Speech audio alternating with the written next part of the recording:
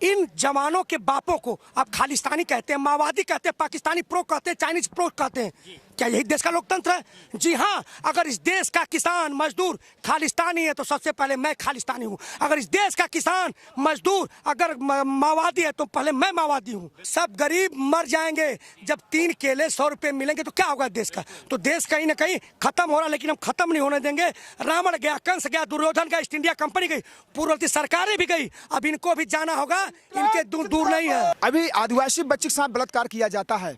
हमने आवाज उठाई, हमारे साथियों ने आवाज उठाया, कुराव तहसील में है, और ये सरकार ने झूठे मुकदमे लगा करके हम 5 भाइयों को नैनी सेंट्रल जेल भेज दिया।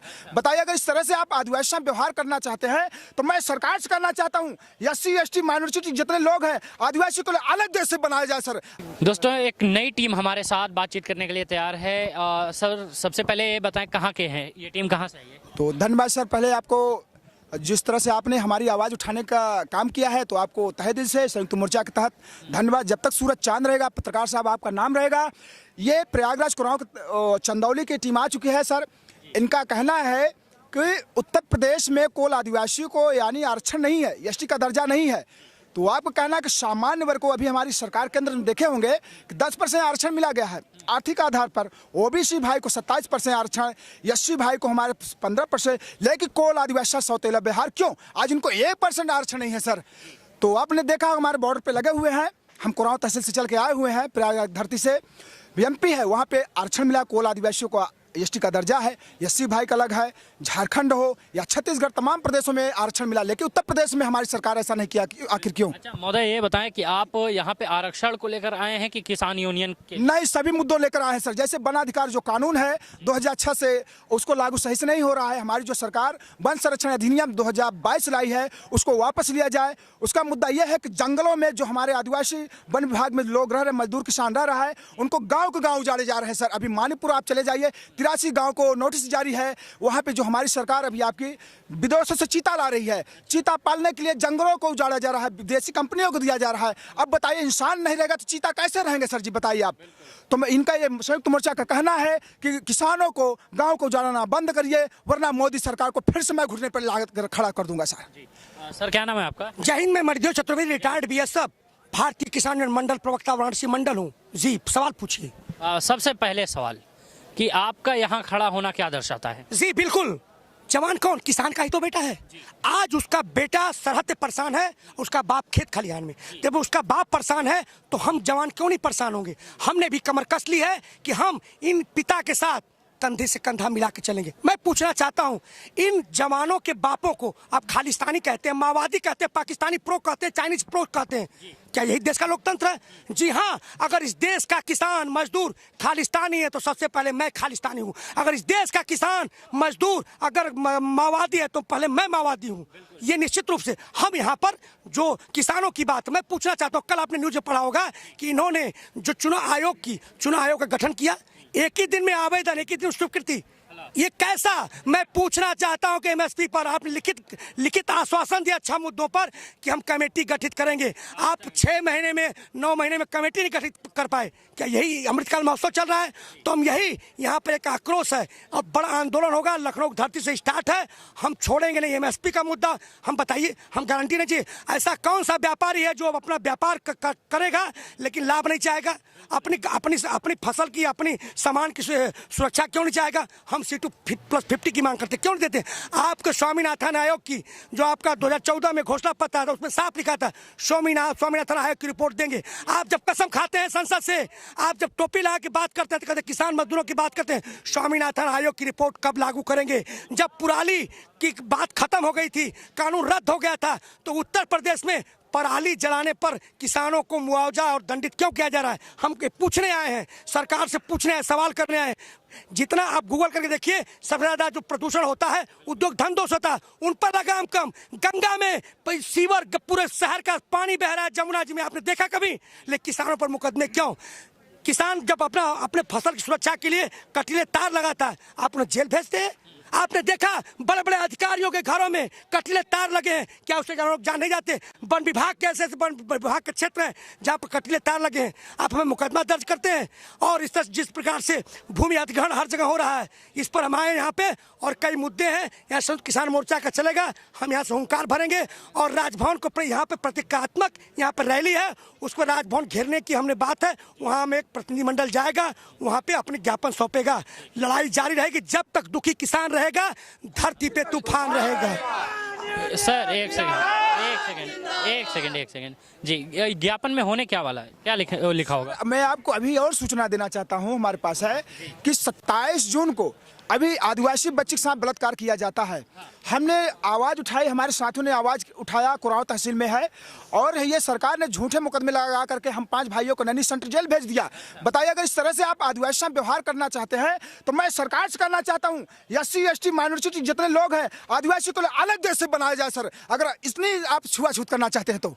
सर ये क्या बात हुई कि आदिवासी की बेटी भारत की बेटी है ना सर? नहीं, सरकार को नहीं लगता भारत की बेटी है। अगर भारत की बेटी होगी तो क्यों आप 15 राज्यों को क्यों नोटिस जारी कर रहे हैं कि आदिवासियों को जंगलों से बाहर निकाला जाए? जो विदेश के लोग के आकर के उनको शरण बना रहे हैं, आप वोटर ID बना रहे हैं, उनको शरणागति दे रहे हैं। जिन्होंने देश की आज़ादी कराया, यहाँ का मूल मालिक है, उसको देश से निकाला क्यों कर रहे हैं आप? तो मैं सरकार से कहना चाहता हूँ, अगर जिस तरह से आप रवैया कर रहे हैं, अगर आदिवासी के साथ इसमें आज 15 करोड़ आबादी है पूरे भारत में, तो इनको देश से अलग बनाया जाए, आदिवासियों का अलग देश किया जाए, यह मेरी मांग है सरकार से। अगर आरक्षण नहीं होता, ST का दर्जा नहीं देता, तो आप क्या करोगे? तब हमें रोड पर उतरना पड़ेगा, मरने जीने हमने कसम खा ली। एक बात बताइए, यहाँ पे जो जितने भी लोग हैं, अगर किसान हैं, सभी तो किसान है पहली बात, लेकिन हर किसान की अपनी एक समस्या है। किसी का खेत में पानी नहीं पहुंच रहा है, किसी का बहुत ज़्यादा पहुंच रहा है तो पूरी फसल खराब हो जा रही है, किसी का कुछ। यहाँ हर आदमी ऐसा ही परेशान है, जिसके पास पैसा नहीं है, गरीब है। वो तबका क्यों नहीं परेशान होता, जिनको हम उद्योगपति कहते हैं, वो क्यों नहीं परेशान होते कभी? वो सर मजदूरों का जो है पूंजी कमाई खाता रहता है, वो घर में बैठा रहता है, उसको क्या परेशानी है? हमने 24 घंटा हमारे मजदूर भाई, किसान भाई काम करके उसको बना के देते हैं, उसको क्या परेशानी? घर में बैठा है। अभी आपने देखा होगा पिछले साल हमारी सरकार ने जो कोरोना लाया है, कोरोना देश में कहाँ मरे हैं बताओ आप? इससे बढ़ के आपके बाबा आजा के जमाने में महामारी आती तो गाँव सफाया हो जाता था, लेकिन सरकार ने कोरोना लाकर बहाना कर दिया है। प्रदेश में कौन रहता है? एक मजदूर का बेटा, एक किसान का बेटा रहता है, जो जाता है 12 घंटे के बजाय 24 घंटा काम करता है, उसके बच्चे रास्ते में मर गए, गांव में आकर कर गए। छुआछूत तो आज 40 साल पहले था, लेकिन वर्तमान में आपने हकीकत ला के दिखा दिया कि आज 14 दिन आपने कोरोना क्वारंटीन लगा करके माँ बाप से अलग, बेटा भाई से अलग, उनको पानी तक नहीं दे दिया, आपने थाली तक भिजवा दिया। ये कैसी सरकार है आपकी? मैं ये कहना चाहता हूँ, कोरोना काल में ये GDP 3.2 किसानों पर चली है।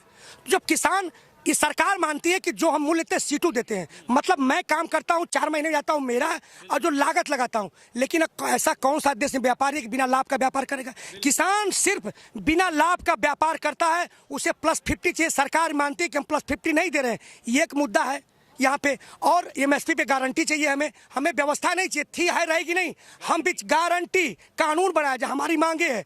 हमें तारबंदी जो हम घेर रहे हैं उस पर हमें रोक हटाई जाए। सरकार के ऊपर भरोसा नहीं जी, कैसे भरोसा रहेगा? हम सरकार खोज रहे हैं, हम 13 महीने गर्मियों में जले हैं, सर्दियों में सूख रहे हैं, बरसातों में भीगे हैं, सरकार कहाँ थी? मैं पूछ रहा, आज भी हम सरकार खोज रहे हैं, सरकार हमसे बात करे।